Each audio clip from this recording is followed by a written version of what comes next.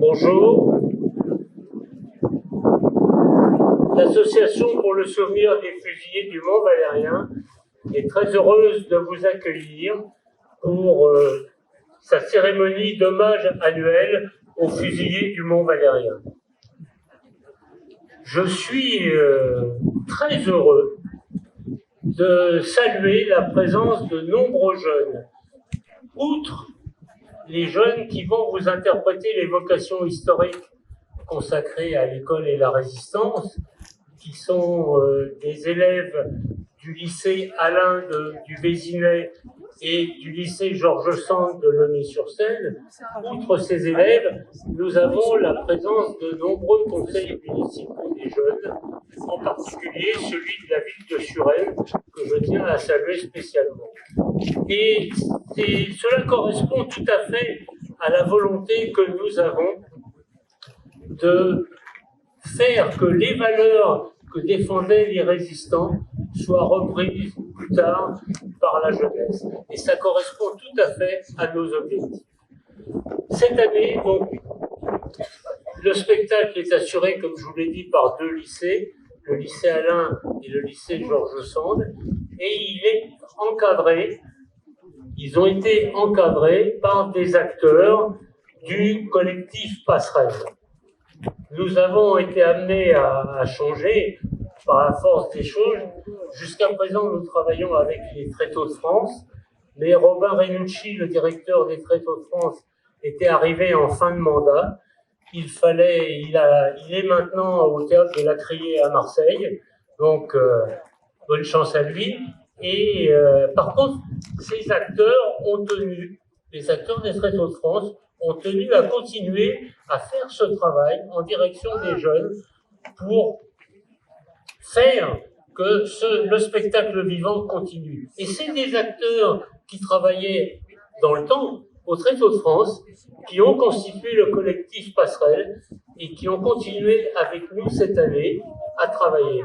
Et je crois qu'il faudra remercier de façon importante ces jeunes des deux lycées, parce qu'ils ont fait ça en plus de leur travail scolaire. Je crois que c'est un investissement important et qui mérite qu'on le signale. Voilà ce que je voulais vous dire en introduction. Nous avons, j'espère qu'il en reste, parce que je vois plus sur les gradins, mais il y avait un petit peu d'eau, j'espère qu'il en reste encore, au cas où un certain nombre d'entre vous aient besoin de boire, parce qu'il fait chaud aujourd'hui. Merci beaucoup de votre présence. Nous commençons par le spectacle, ensuite nous aurons les dépôts de gerbes, et puis nous terminerons par l'hommage rendu dans la clairière du Mont Valérien. Que le spectacle commence.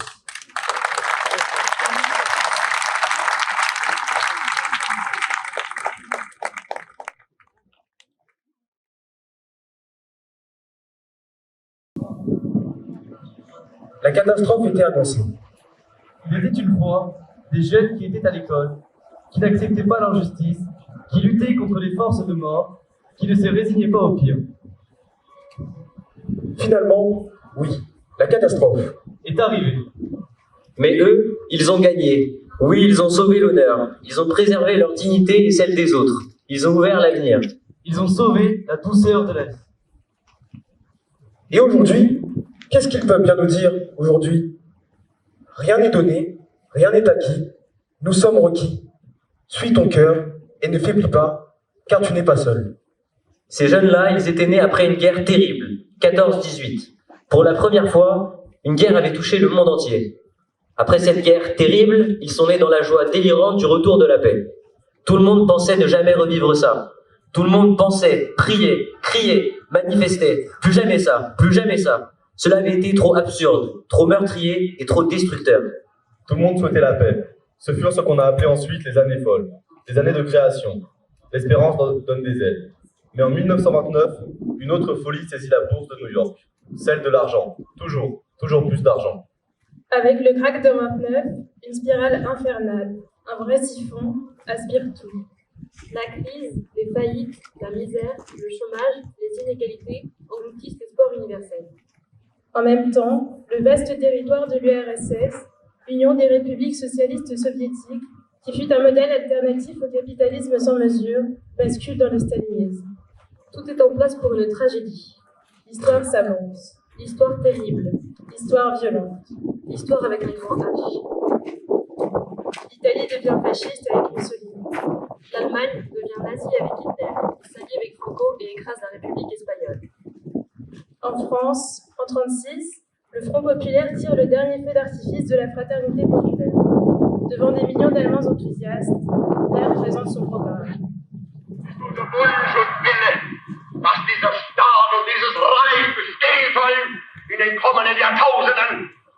Wir können glücklich sein zu wissen, dass diese Zukunft restlos und La nouvelle Allemagne sera pure, saine et guerrière.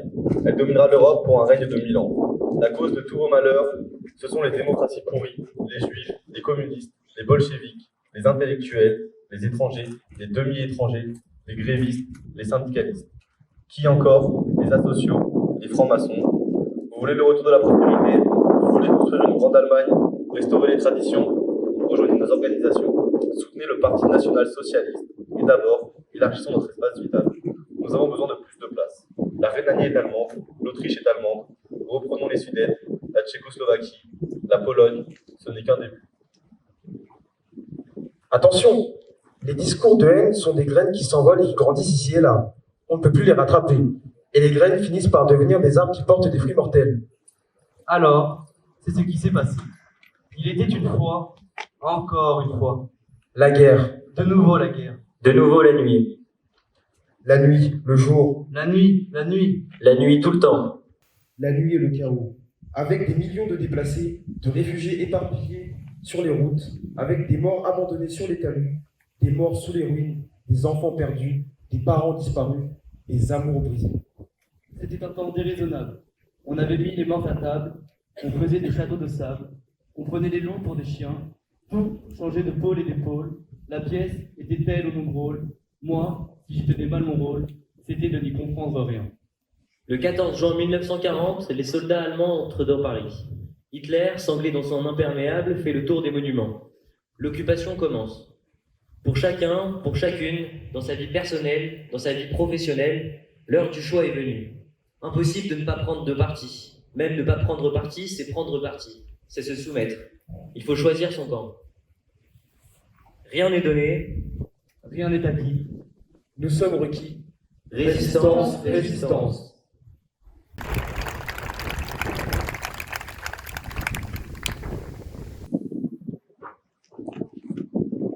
On a vu les Allemands défiler. On aurait dit qu'ils étaient à la parade. À l'aise, comme chez eux.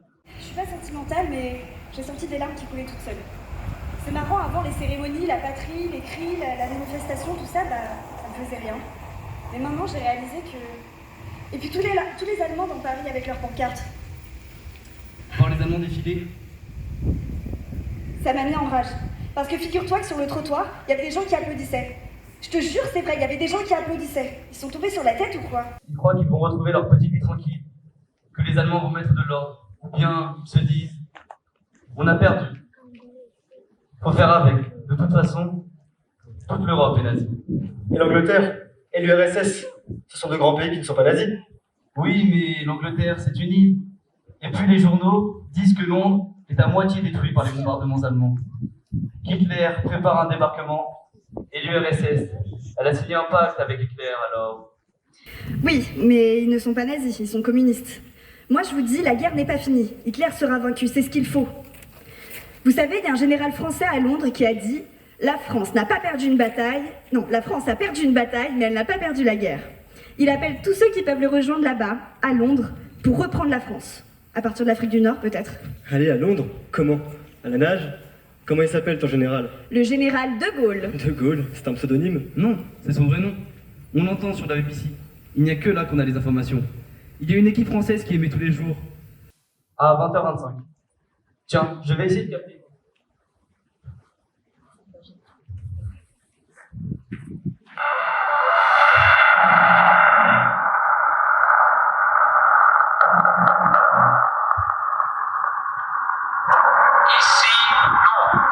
Les Français parlent en français. Honneur et patrie. Aujourd'hui, 110e jour de la résistance du peuple français à l'oppression, jeunes gens de France, c'est à vous que je pense ce soir. J'y pense parce que malgré la distance, je vous aime. Vous n'avez pas eu la chance de partir, mais à votre manière, selon vos moyens, vous aussi, vous préparez la victoire. Le génie diabolique d'Hitler a su enthousiasmer la jeunesse allemande pour le mal, pour la mystique de la force brutale qui écrase vous. Vous saurez vous enthousiasmer pour la mystique de la fraternité et de l'amour. Une bombe explosive de 250 kilos vient de ravager le bâtiment de la BBC, mais nos émissions continuent. 40 jours de bombardements systématiques sur Londres n'ont pas eu raison du moral britannique. Les Anglais sont en train de gagner la bataille d'Angleterre. Pour la première fois, Hitler est mis en échec. L'union nationale s'est faite autour de Churchill. La défense de Londres, c'est la lutte de toutes les nations opprimées. Courage, nous vaincrons. Rien n'est donné. Rien n'est acquis, nous sommes requis. Portés par la violence de l'espérance. Résistance, résistance.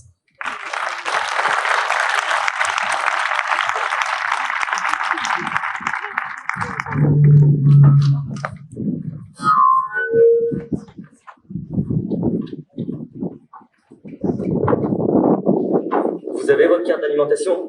Non, je vais rentrer. Aller jusqu'à Château. Et on est revenu. Ça a été long. Alex est parti avec toute sa famille. Son père a été tué sur la route. Oui, j'ai failli y passer. D'un seul coup. Il descendait, il tirait, et il repartait. Il y avait des morts et des blessés partout. Sur les talus, dans les voitures, au hasard. Il faudrait aller chercher votre carte à la mairie. Comment ça marche? C'est le rationnement. On est J3. J, c'est pour jeunes. 3, c'est entre 13 et 21 ans. Et il a droit à quoi un J3? Tu vas voir, c'est épatant.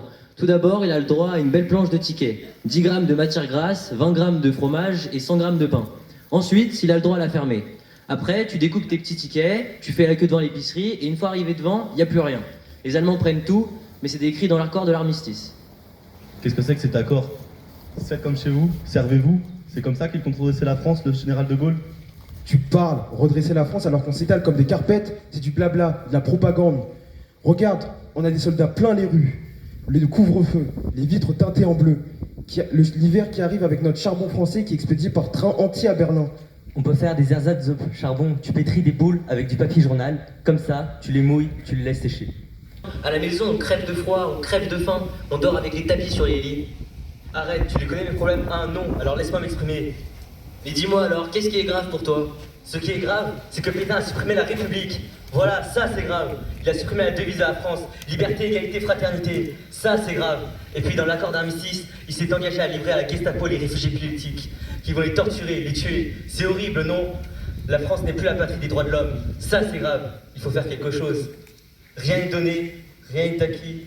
Porté par la violence De l'espérance, résistance, résistance.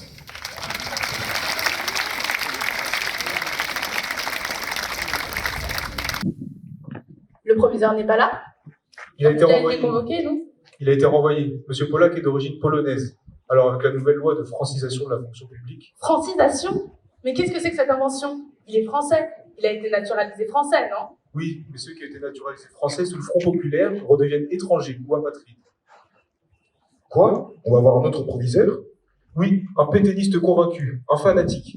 Il va du lycée Claude Bernard. Il paraît que tu peux compter sur lui pour obéir aux Allemands au doigt et à l'œil, et pour dénoncer les collègues aussi. D'ailleurs, je viens de me rappeler, mais je n'ai pas vu Louise et Liliane. Elles ne font pas la rentrée?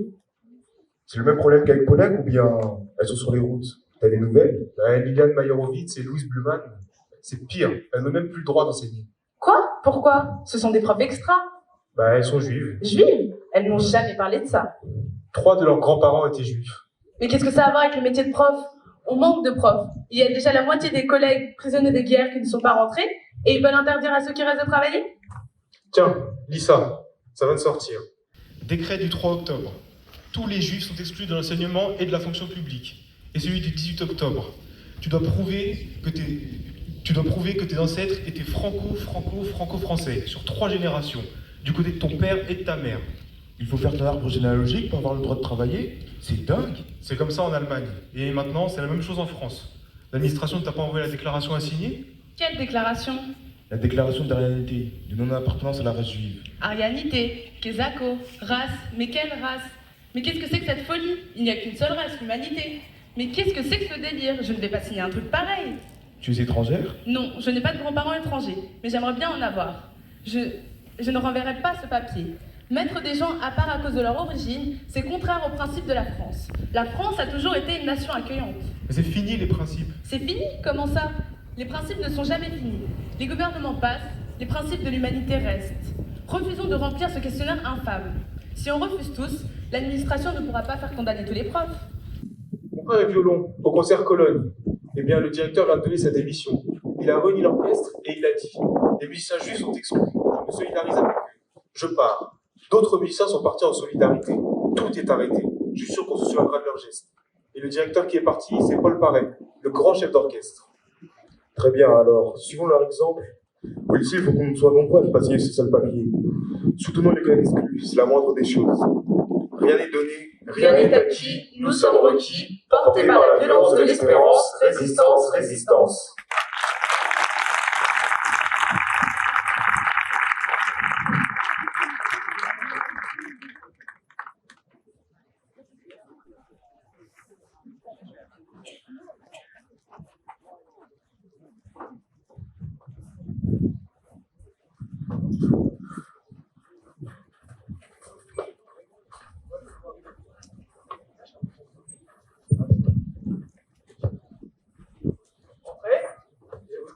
Oui, entrez. Asseyez-vous, prenez place.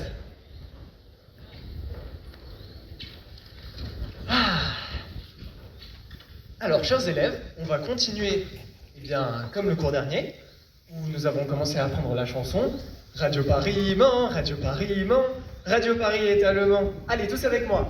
Radio Paris ment, Radio Paris ment, Radio Paris est allemand. Encore une fois, un petit peu plus fort, s'il vous plaît. Radio Paris ment, Radio Paris ment, Radio Paris est allemand. Radio Paris ment, Radio Paris ment, Radio Paris est allemand. Bonjour, monsieur le proviseur. Asseyez-vous.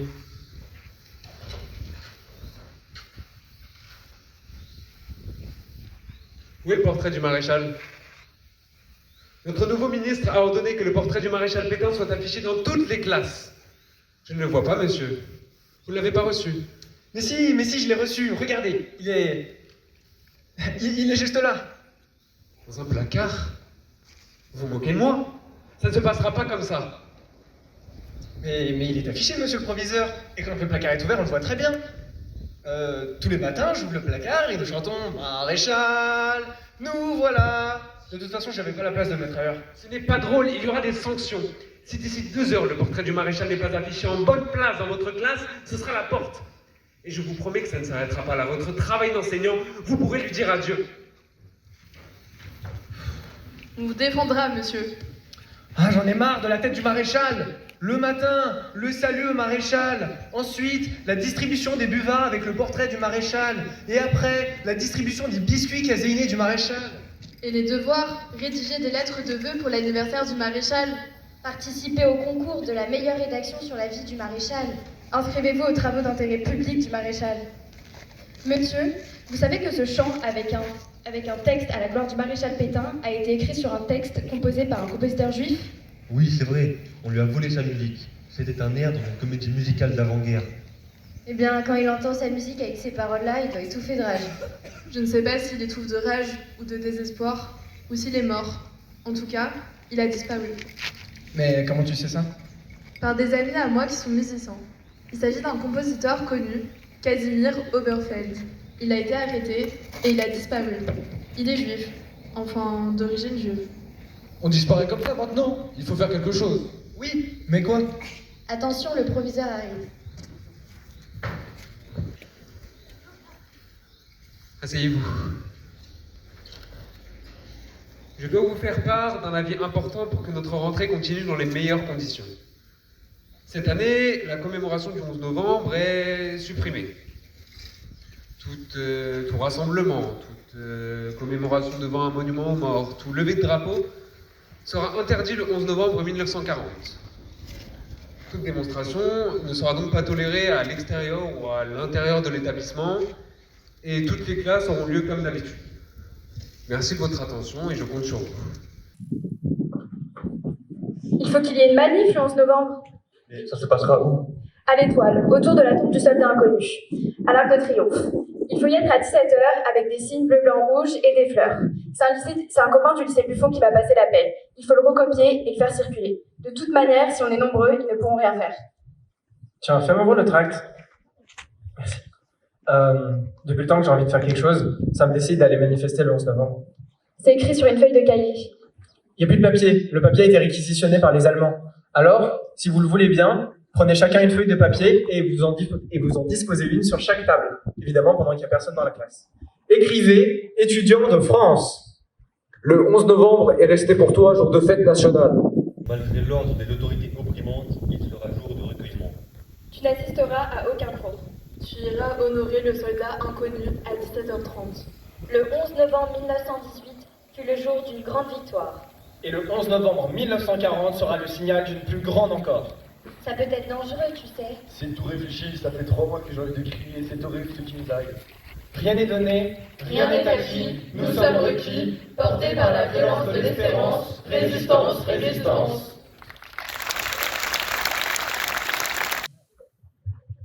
La manifestation des jeunes du 11 novembre 1940 fut la première grande manifestation publique contre l'occupation. Dès le matin, des gens déposent des fleurs à l'Arc de Triomphe. Il y a un véritable tapis de fleurs. Dans l'après-midi, environ 5000 jeunes sont sur les places et dans les avenues adjacentes. Quasiment tous les lycées sont représentés. Les lycées de garçons et les lycées de filles. Les jeunes chantent la Marseillaise, le chant du départ. Ils crient « À bas Hitler, à bas Pétain ! Liberté, égalité, fraternité, vive De Gaulle, vive la victoire et vive la France !» À 18h, la police française encercle la place. Les camions militaires allemands et des sidecars se mettent en position pour barrer les avenues autour de l'Étoile. Les premières arrestations ont lieu. Une compagnie de soldats allemands armés de fusils, de mitrailleuses et de grenades remontent les Champs-Élysées. Ils tirent dans la foule, puis les sidecars ratissent systématiquement les trottoirs en roulant en zigzag, matraquant à qui mieux, tirant des coups de feu. D'autres soldats chargent la foule massée place de l'Étoile. C'est le chaos. Les fuyards sont poursuivis dans les rues. Les fourgons de police et les camions militaires se remplissent des jeunes arrêtés, dont beaucoup sont blessés. À 19h, les derniers affrontements ont lieu, place de la Concorde.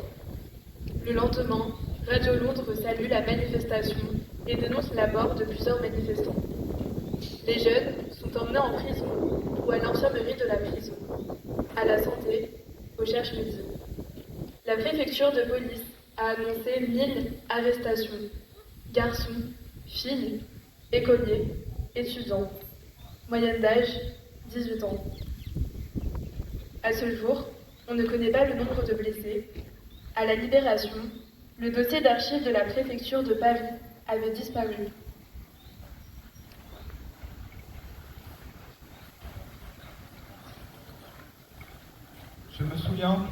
Je me souviens d'une couronne bleu, blanc, rouge, avec une carte de visite géante, avec les compléments du général de Gaulle. Je me souviens que les filles avaient des rubans tricolores dans les cheveux. Les garçons, des croix de Lorraine à la boutonnière. Je me souviens que certains étaient tout en noir, avec un ruban bleu, blanc, rouge sur le cœur. Je me souviens du regard du soldat allemand qui a tiré sur Michel. On s'était réfugié sous un porche, un sidecar est arrivé, un soldat est descendu, il nous a regardés, il a tiré dans les jambes de Michel et il est parti. J'ai arrêté une voiture, le conducteur a compris. Il nous a embarqués et il a foncé à l'hôpital. La banquette de la voiture était couverte de sang. Je n'arrêtais pas de m'excuser à cause de ça. Le conducteur ne m'a même pas laissé son nom. Le chirurgien était formidable. Michel, il s'en est sorti. Je me souviens que j'ai reconnu dans la manif l'aumônier du lycée, l'abbé Chavenot. Il était jeune. En général, il était en soutane, avec un béret basque. Mais là, il était en civil. J'ai reconnu aussi notre prof d'allemand. Je me souviens que dans la manif, j'étais avec Freddy Menahem et Tony Bloncourt, qui étaient aux jeunesses communistes, et qu'ils ont reconnu des copains qui étaient aux éclaireurs israélites. Je me souviens, quelques jours après d'être allé à la prison de Cherche-Midi, voir des copains de classe. Marc, Christian, René. Je me souviens des garçons de Buffon. Je me souviens des filles de Fénelon. Je me souviens de la sculpture sur l'Arc de Triomphe, celle que l'on appelle la Marseillaise. J'ai vu sa photo dans les livres d'histoire, mais c'est la première fois que je la voyais en vrai. Je me souviens qu'à un moment, tout le monde chantait. Dans la rue, sur les trottoirs, tout le monde. Ce n'était pas très juste, mais c'était très émouvant. Ce fut la Marseillaise la plus étrange, la plus ardente que je n'ai jamais entendue.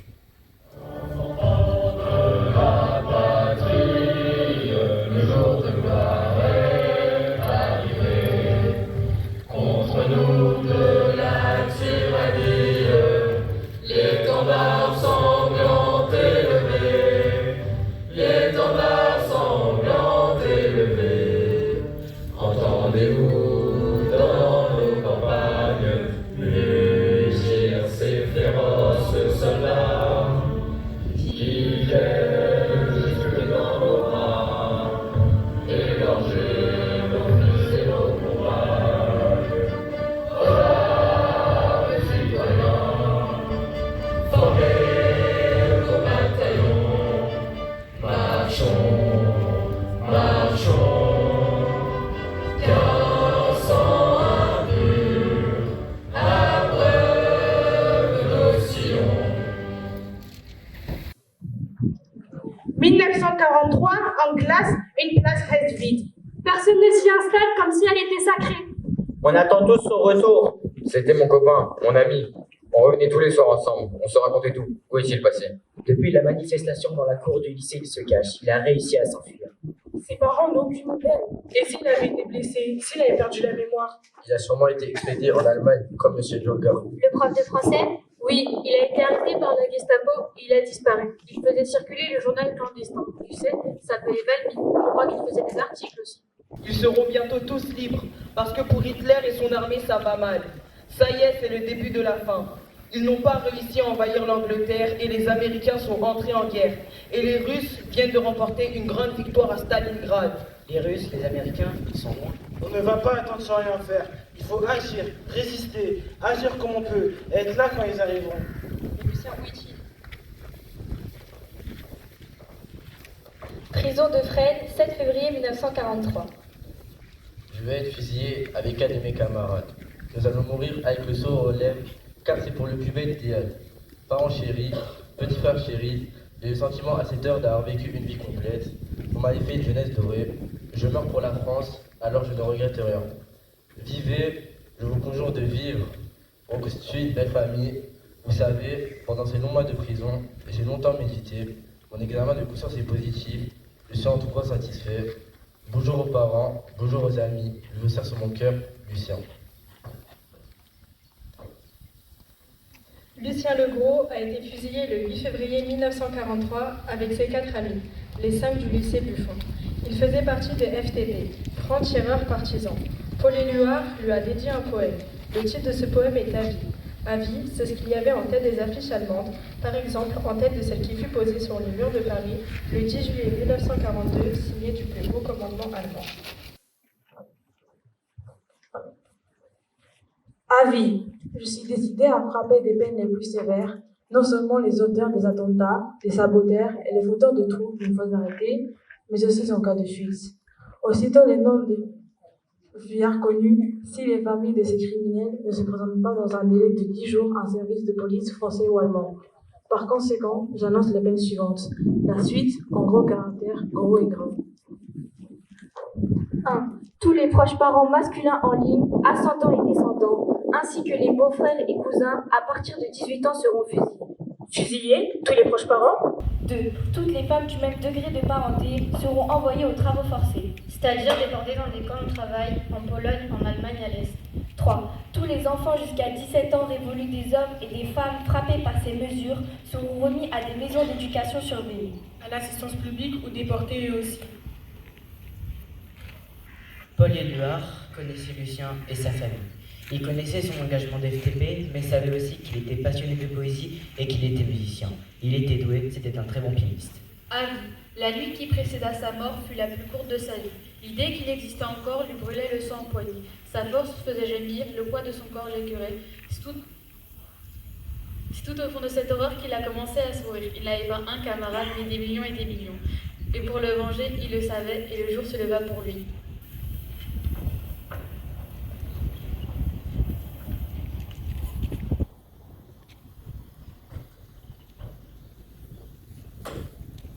Camarades, amis, petits frères chéris, vous tous n'ayez pas peur, ne perdez pas l'espoir. L'avenir s'ouvrira, la France des droits de l'homme reviendra. Vous allez faire de belles et grandes choses, vous pouvez faire de grandes choses. En souvenir de nous, je vous en supplie, faites quelque chose de votre vie. Ces 4 amis lançaient aussi des messages avant de mourir. Jacques Baudry. J'ai accepté le combat, vous le savez, je serai courageux jusqu'au bout. Exécution à 11h, je penserai à vous, à Nicole, hélas, nos beaux projets d'avenir, qu'elle ne m'oublie pas, et surtout que la vie continue pour elle. La guerre sera bientôt finie, je serai heureux dans la paix, un peu grâce à moi. Et Jean Arthus, il avait 17 ans, sa mère est morte, il vivait seul avec son père. Je sais que c'est un coup très rude, mais tu sauras continuer à vivre en gardant confiance à l'avenir. Travaille, fais cela pour moi, continue les livres que tu voulais écrire, pense que je meurs en français, adieu mon grand chéri. Et Pierre Grelot, 19 ans, sa mère a témoigné de son arrestation après-guerre. 3 inspecteurs français sont entrés. Ils l'ont arrêté. Ils se sont mis à le frapper. J'ai essayé de m'interposer, mais j'ai reçu un violent coup de poing moi aussi. Je savais qu'ils faisaient partie d'un groupe de patriotes. Ils avaient manifesté devant un magasin Éco sur les problèmes de ravitaillement. Les inspecteurs ont saisi son blouson, ses carnets, son agenda. Il a été arrêté pour propagande antifasciste et de détention d'armes. Plus tard, on nous a transmis sa lettre. Maman chérie, papa, Jacques chéri, j'aurais voulu pouvoir vous rendre tout le bonheur que votre affection envers moi méritait en retour. J'ai rêvé tant de choses pour vous rendre heureux après la tourmente. Hélas, mes rêves resteront ce qu'ils sont. Et Pierre Benoît dit Maxime. Mourir en pleine victoire, c'est un peu vexant. Mais qu'importe, le rêve des hommes fait événement. Mano, souviens-toi de ton frangin. Jusqu'au bout, il a été propre et courageux. Et devant la mort même, je ne tremble pas. Adieu, petite maman chérie. Pardonne-moi pour tous les tracas que je t'ai faits. J'ai lutté pour une vie meilleure. Peut-être, un jour, tu me comprendras. Adieu à tous ceux que j'ai aimés, à tous ceux qui m'aimaient. Nous partons en chantant, la vie sera belle.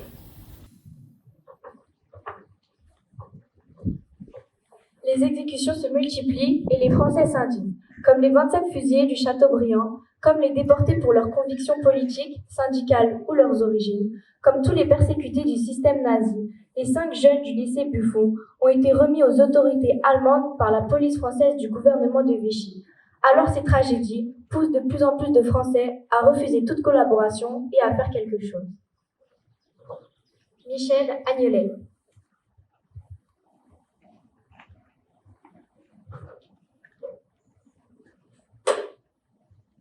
J'ai 16 ans, dans mes rêves, j'ai toujours 16 ans. 5 copains du groupe du lycée ont été arrêtés. J'y pense jour et nuit, la nuit surtout. Ils ont été torturés, ça c'est sûr, mais ils n'ont donné aucun nom. Personne ne s'est fait arrêter depuis qu'ils sont en prison. J'ai peur, j'ai honte d'avoir peur. Et puis non, c'est normal d'avoir peur. Nous ne sommes pas des surhommes. Simplement, il faut qu'Hitler soit vaincu. Il le faut. Je repense à notre prof, Monsieur Burgard, le jour de la manif des lycéens. Il est venu vers notre petit groupe et il nous a dit « Me ferez-vous l'honneur de m'accepter comme lycéen ?» J'ai 16 ans, dans mes rêves j'ai toujours 16 ans, et j'ai des amis pour la vie.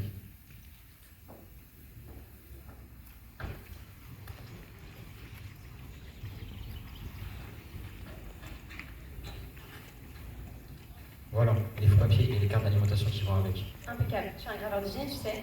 Dans mon atelier, j'ai tout ce qu'il faut, mais je suis un sculpteur avant tout. Nicole, j'aimerais vous demander quelque chose. Oui, qu'est-ce que c'est? Accepteriez-vous de poser pour moi quelques heures seulement? J'ai l'idée d'une statue, d'une femme debout, dressée, une statue de petit format, qui représente la ferveur, l'élan qui nous porte, qui vous porte. J'ai besoin d'un modèle pour ce premier croquis. Vous êtes fou? Vous croyez que c'est le moment? Alors que Jacques est en prison, que des camarades attendent leur papier, risquent leur vie, vous croyez que c'est le moment? Justement, pensez à Jacques, la rage, la colère, il faut les dépasser. Nous ne sommes pas que des résistants, restons complets, restons nous-mêmes, c'est un combat important aussi. La sculpture que je vois en vous là, que je sens en vous là, elle restera dans 50 ans, dans un siècle. C'est vous que l'on verra. Est-ce que notre vision nous paraîtra plus proche? Alors pensez à Jacques et aux autres, on se souviendra. Qu'est-ce que je dois faire? Rien, pensez à lui, dites un poème que vous aimez, je ferai un premier croquis. Ce cœur qui haïssait la guerre. Voilà qui va pour le combat et la bataille. Ce cœur qui ne battait qu'au rythme des marées, à celui des saisons, à celui des heures, du jour et de la nuit. Voilà qu'il se gonfle et qu'il envoie dans les veines un sang brûlant de salpêtre et de haine et qui mène un tel bruit dans la cervelle des oriences. Et qu'il n'est pas possible que ce bruit ne se répande pas dans les villes et les campagnes, comme le son d'une cloche appelant à l'émeute et au combat. Écoutez, je l'entends, qui me revient renvoyé par les échos. Mais non, c'est le bruit d'autres cœurs, de millions d'autres cœurs qui battent comme le mien à travers la France. Ils battent au même rythme pour la même besogne, tous ces cœurs. Leur bruit est celui de la mer à l'assaut des falaises, et des millions de Français se préparent dans l'ombre à la besogne que l'homme proche leur imposera, car ces cœurs qui haïssaient la guerre battaient pour la liberté, pour les meufs des saisons, des marées, du jour et de la nuit. Robert Desnos, l'honneur des poètes. Très bien, merci, merci. Cette statuette nommée la déchirée a été emmenée à Lyon par des résistants pour être offerte au général de Gaulle. Elle resta sur son bureau pendant toute la guerre. La résistance intérieure s'organise et surtout, elle s'unifie avec Jean Moulin et Pierre Brossolette sous la direction du général de Gaulle. L'union spontanée qui s'est montrée lors de la manif du 11 novembre, il fallait la construire, la structurer entre des mouvements très divers de résistance. Pour être efficace face à une armée, il fallait être organisé. C'est l'unité qui sera la force du Conseil national de la résistance. De jeunes combattants, il y en eut beaucoup, de l'école au maquis. J'ai 16 ans, dans mes rêves j'ai toujours 16 ans. J'ai 16 ans et moi aussi je suis franc-tireur partisan. Je tire s'il le faut, c'est mon père qui m'a appris. Dans mes rêves j'ai toujours 16 ans. En ce temps-là, je m'appelle Rainer. Pourquoi Rainer? Pourquoi un nom allemand? À cause de Rainer Maria Rilke, le grand poète. Je voulais dire que je combattais les nazis, pas les Allemands. Mais je m'appelle Madeleine, Madeleine Riffaut, et j'écris. La fenêtre est non murée, la fenêtre au barreau de fer. Me restera-t-il seulement un coin de ciel tout bleu, à regarder souvent, un coin de ciel comme une flaque au bois, telle une flaque de pluie, où vont boire les bêtes blessées. Peur des bottes, peur des clés, peur des portes, peur des pièges.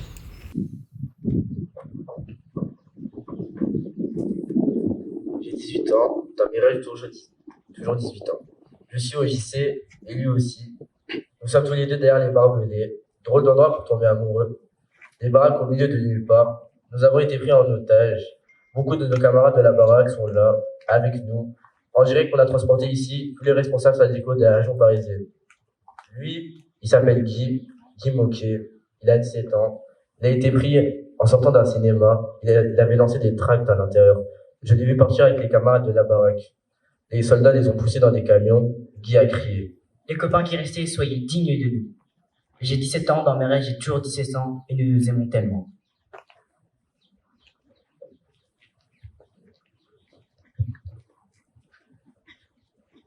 Ils sont une trentaine appuyés contre le ciel, avec toute la vie derrière eux. Ils n'ont pas de recommandations à se faire car ils ne se quitteront plus jamais. L'un d'eux pense à un petit village où il allait à l'école. Un autre est assis à sa table et ses amis tiennent ses mains. Ils ne sont déjà plus du pays dont ils rêvent. Ils sont bien au-dessus de ces hommes qui les regardent mourir. Il y a entre eux la différence du martyr, parce que le vent est passé, là ils chantent. Et leur seul regret est que ceux qui vont les tuer n'entendent pas le bruit énorme des paroles. Ils sont exacts au rendez-vous, ils sont même bien au-dessus. Pourtant, ils disent qu'ils ne font pas des apôtres, mais plutôt des saints. Et que la mort surtout est une chose simple puisque toute liberté se survit. René Guy Cadeau, les fusillés de Châteaubriand.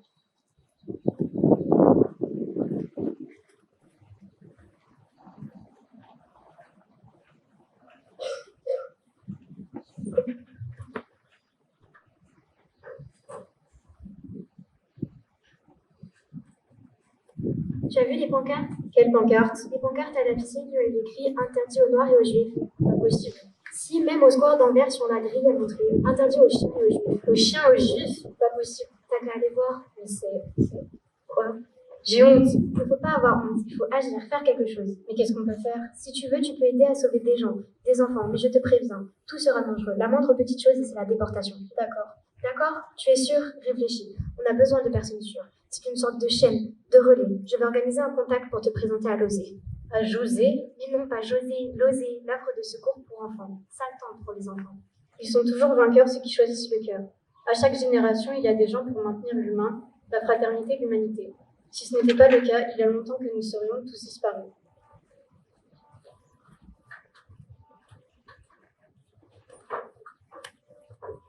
J'ai 16 ans, dans mes rêves, j'ai toujours 16 ans. Je suis dans un train avec deux petits, deux enfants à convoyer jusqu'à Moissac, l'un des refuges clandestins de Lozé. La petite fille a 5 ans, le petit garçon 8 ans. Je prends l'air assuré de la grande sœur. Le plus dur, ça a été de les préparer. On On a des faux papiers. Il faut leur apprendre leur nouveau nom. Les enfants n'aiment pas mentir. On a répété et répété. Si on te demande comment tu t'appelles, tu réponds Marie. Marie Girard. Et toi, mon grand, tu t'appelles Georges. Georges Girard. Moi, c'est Nini. Alors, comment tu t'appelles? Marie Girard. Très bien. Et toi? Georges Girard. Très bien. Ce jour-là, dans le train, deux Allemands en uniforme entrent. Ils s'installent pas loin. Ils nous regardent. Mon sang se fige. Je comprends l'allemand. Je les entends. Regarde la fille là-bas. Celle avec les deux gosses? Oui, elle est mignonne, non? Pas mal, mais elle a l'air d'une juive. Mais non, dans le sud de la France, elles sont toutes comme ça. Et tout à coup, l'Allemand à qui j'ai tapé dans l'œil se lève et vient vers nous. Il essaie d'amadouer la petite. Il parle bien français. Comment t'appelles-tu, fillette? La petite me regarde et elle me demande en articulant consciencieusement. Nini, je dois dire Marie ou je dois dire Rebecca? Mais non, Rebecca, faut pas dire ça. Moi, c'est Georges. J'ai 16 ans, dans mes rêves, j'ai toujours 16 ans. 3 vies sont suspendues à un instant.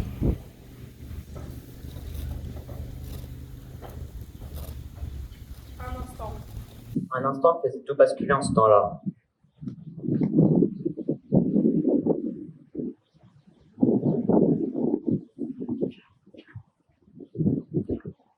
Un mot de travers. Un mauvais pas. Une dénonciation. Un contrôle. Le hasard. La chance, la présence d'esprit. La soudaine panique. Un instant, ce temps-là envoyé vers la mort. Ou vers la vie encore. La vie est tellement précieuse, unique, menacée, une petite lumière dans la nuit. La vie portée au plus haut niveau de responsabilité.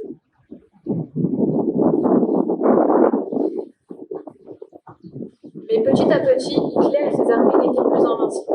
Hitler avait perdu la bataille d'Angleterre et l'aviation allemande n'avait pas réussi à écraser le peuple britannique. À l'aide de c'est la victoire de Stalingrad, tournant de la guerre. Hitler jette toutes ses forces dans la bataille et se fixe l'intention de résistance des soviétiques. En 1943, les du Conseil national de la résistance. Un même programme pour l'avenir, une organisation pour relayer le futur débarquement et coordonner les actions. Le 9 novembre, le jour J, le 6 juin 1944, opération Dormant, le débarquement dans le En août, Paris libéré, mais il faudra encore un an de combat acharné pour encadrer au moins et relever le route. Le 8 mai 1945, enfin, directeur des avions. Julia, une résistante de l'intérieur.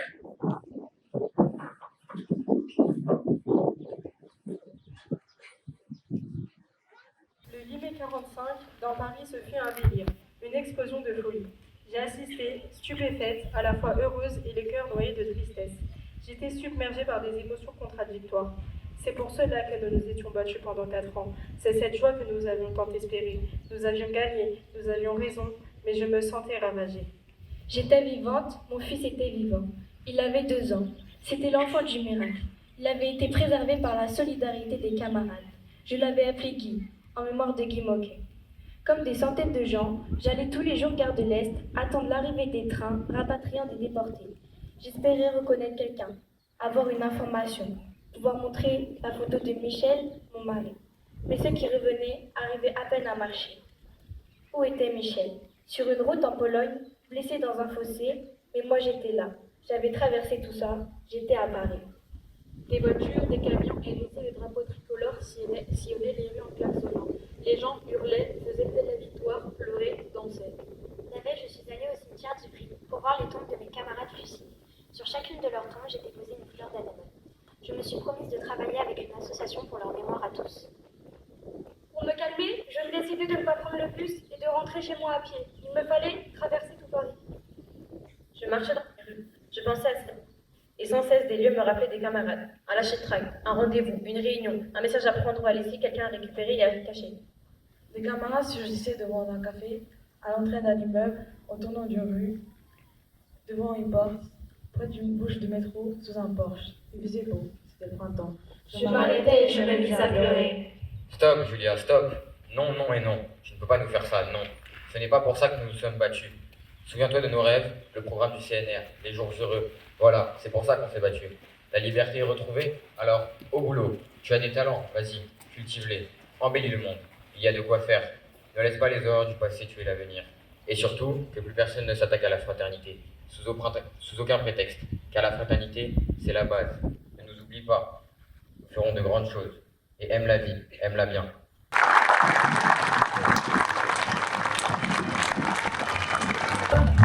Je voudrais, en votre nom à tous, vraiment remercier tous ces jeunes pour ce spectacle magnifique. Remercier aussi les acteurs qui ont entraîné ces jeunes durant toute l'année scolaire. Vraiment, je me tourne vers vous, je suis ému, je vous le dis franchement, c'est formidable. Vous nous avez émus, vous nous avez présenté quelque chose qui correspond à ce que nous voulions. Et puis, vous êtes la jeunesse de demain, vous êtes ceux qui prendront le relais. Encore une fois, merci et je vous demande de les applaudir vraiment très fort.